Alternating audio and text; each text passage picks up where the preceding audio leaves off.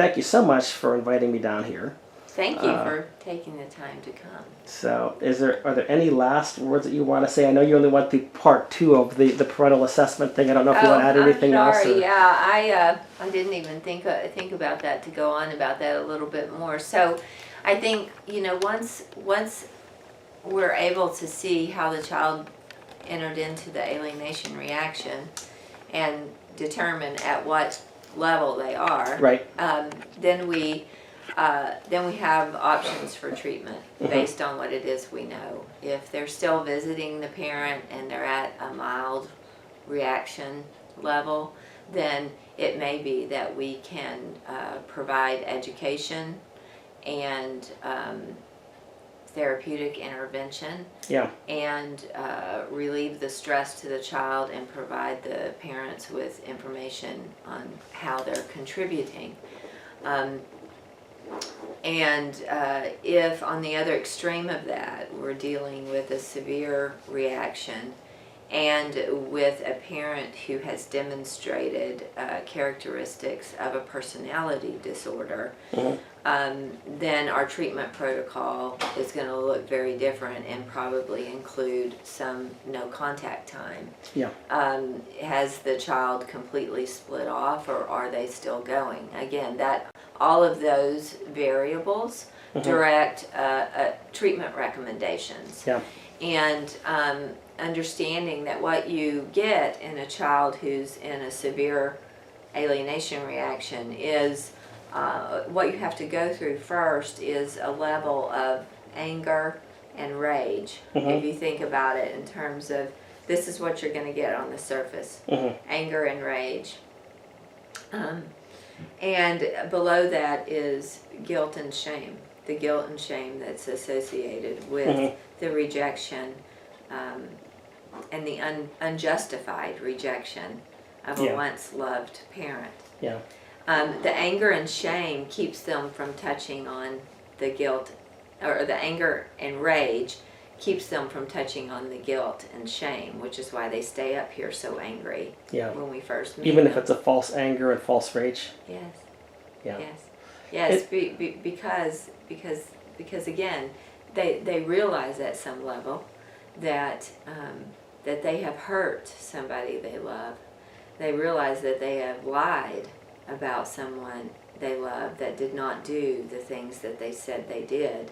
And to go there is so terribly painful. It's much easier just to stay angry and in your delusional world that the parent's a horrible person.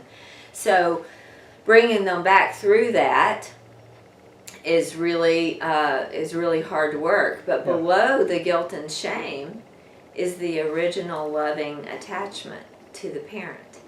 And so we have to take them back through it to reactivate the original attachment to the parent. The fascinating thing is when it's really a pure case of alienation, where one parent is 90% responsible for this happening, and you remove them from that parent, and they know they're not going to be around that parent for a while, you will see that loving attachment, that original attachment, resurface probably within about 3 days. Doesn't mean they're not going to loop back around and have to go through the anger of, I'm still mad at you and you did X, Y, and Z, in order to avoid some of the guilt and shame. And eventually you have to get them to process it all. Process the guilt and shame that they feel. But that's a long piece of work. Is this what you were talking about then when you mentioned splitting? You're splitting the anger and rage from the guilt and is that what you're... No, when I'm talking about splitting, I'm talking about not being able to manage the hostility between the parents anymore, not being able to hold in their mind the positive image of one parent because of the stress that they're getting and the influence that they're getting from the alienating parent. And it becomes so hard to hold both images that they cut off one image. That's when you see them refuse to go.